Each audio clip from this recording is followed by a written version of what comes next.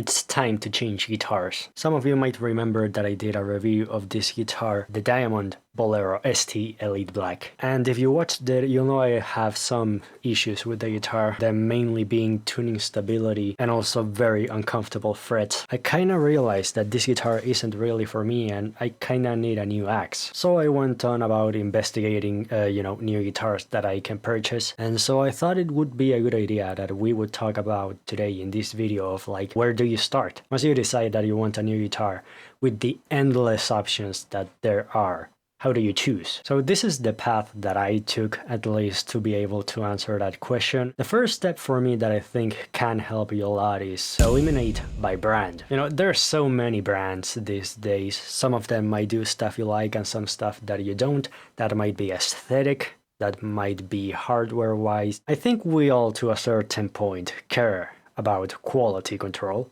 Except Gibson fans, obviously. Is that still a valid joke today? Like, has Gibson really not gotten any better? Really? And so to start with that, for me personally, I do really care about the quality control that brands can do on their guitars because, like, I want a good instrument. And so we come to Agufish with his guitar brand tier list for 2022, really. It is my understanding that he does this series once a year. But yeah, so here is the full tier list. Also, you should watch this entire video if you're also in this position. It's very good. He has tried a lot of guitars and he also gives his reasons why you might see some brands on certain tiers and all of that stuff, so highly recommend the watch. Now, for me, living in South America and also not having the chance of being able to try the guitar before I actually purchase it, that immediately kind of makes my job a bit easier in the sense that I'm only gonna pick from a brand in the S tier. I really need to increase my chances of getting the best quality control instrument that I can, possibly. This is obviously not perfect and in reality pretty goddamn impossible, but you get the point. Trying to get as close to like in a good state as I can. My budget is around 1,000 bucks. If I can spend less, that would obviously be better. It is a lot of money for me, so the way I started here, it's pretty easy. So Edwards, they seem to be great guitars, but I cannot really find a way to import them here, so like that immediately takes them out. I'm also not gonna consider Harley Benton, and that's mainly only because Agufish does have a signature guitar with them, so I feel like his choice of putting them in the S tier is also kind of an emotional decision. I'm pretty sure you have seen the issues with the quality control from Harley Benton guitars by now. So yeah, that's two brands out immediately. Next one I'm gonna take out is Solar, and this is just gonna be because I'm spending a fairly decent amount of money, so I want a guitar that I like in a lot of aspects. And with Solar, I just have this goddamn pet peeve that I'm pretty sure a lot of you are not gonna agree with me, but it's very subjective. I am so goddamn tired of guitars without the inlay dots. Bars, dots, whatever, surfing, like moons, you name it. I really like them aesthetically and also practically. I don't really play standing up that often, so some form of inlay dots or whatever, I need it. You can obviously disagree with me on this one, and if you really don't care or if you hate inlay dots, then like just do the opposite. Like Solar is such a great option for you if you don't like inlays. That leaves us with Esquire, LTD,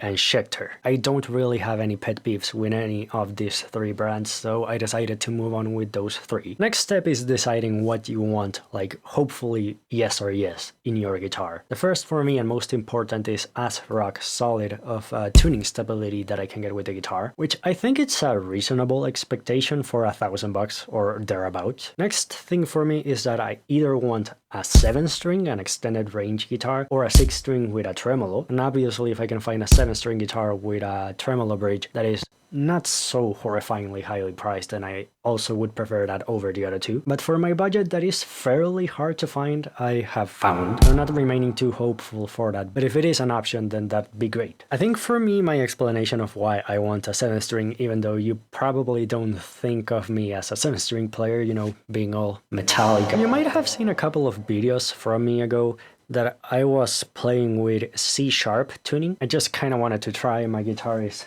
going to the point where it's pretty much not set up and I'm gonna need to set it up again. So I took the chance to like just go low and kind of like just experiment, see what I come up with, stuff like that. But I kind of really liked it. And so then why not a 6-string that you just simply low tune that? And that is because I didn't really like losing the high notes of the high tunings. I like how those sounds in the records, you know, for the songs that I want to learn. Metallica, for the big most part of their whole catalog, E standard. Dream Theater, that I've been trying to learn some of their songs, same thing. For the most part, E standard. A lot of songs that they have are with 7 strings. Not that many, but they have a decent bit. And so having the option, I think, with the 7 string of being able to play both 6-string E standard songs and also, you know, playing more lower tune stuff, I think it's great. So yeah, that's why the 7 string part, although if I cannot find one for a good price, then so be it. Spoiler alert, I did find good ones. And so the next step really is, okay, like, let's find some guitars. Set your budget and go to your either favorite guitar store if you have that available, or go online shopping like me. For my options, the easiest ways that I can import something to my country is by a small company that I found that, you know, they specialize in that and bringing stuff from the outside that is also not gonna break the bank that much. And so to Reverb.com I went. Set my guitars for new because I don't really feel that comfortable buying used stuff. That's just me, obviously. If you don't mind it, then highly recommend it because you can save a lot of money doing that. And these are the options that I could find for myself. Funnily enough, all the options that I found that are decent are just schecters. Price-wise, with the 7 strings, schecter is doing a really goddamn good job. They have the graphite nuts in all of this, which means that that will certainly help with the tuning stability. I'm not gonna lie, like, this looks so goddamn badass. They tick the boxes for me. I did find more models, but then basically the next step that you want to do now is that once you have like your selection of options, is go check out individual reviews for the specific guitar if there is one available. Then maybe you'll find some stuff in some guitars, like how I did, that you might not like, that might be a deal breaker for you, and like you're just gonna go, okay, this guitar is not for me. I obviously already got rid of those options, and so now I'm just speaking with the company to see what would be the prices of the import fees for me, and see overall what is gonna be the final price for me, and then I'll choose based on that. It's a fairly methodological way of going about it. I hope it will produce good results for me, and, you know, maybe it can also help you. So I guess now my question unto you is, which one of these do you think I should buy? If you maybe have one of these guitars, then do let me know. Like, I'd love to have your opinion on them. Oh, and also before I forget, for the specific reviews, I do have the tip: check both fairly well recognized YouTubers for this, but also check out the smaller reviews from the smaller channels. The thing with smaller channels is that you pretty much guarantee that they have bought that guitar themselves or maybe have borrowed it from a friend. So it's very highly likely that you will get a very honest review with like no strings attached, like no communication with the brand or whatever. And secondly, like, it also helps my fellow smaller YouTubers, which is never a bad thing. And so yeah, for the most part, I think that is it. Hit the like button if you've enjoyed this video so far. Also consider hitting the subscribe button. Share this video if you found it useful. It really does help me out. And again, like, hit the subscribe button because when I get the guitar, you will know. Probably I'm gonna have a first impression and a long-term review after some time for it. And yeah, I do think that's it. Consider checking out one of the videos that should be popping up somewhere around here. And I'll see you in the next one. Hope you have a great day.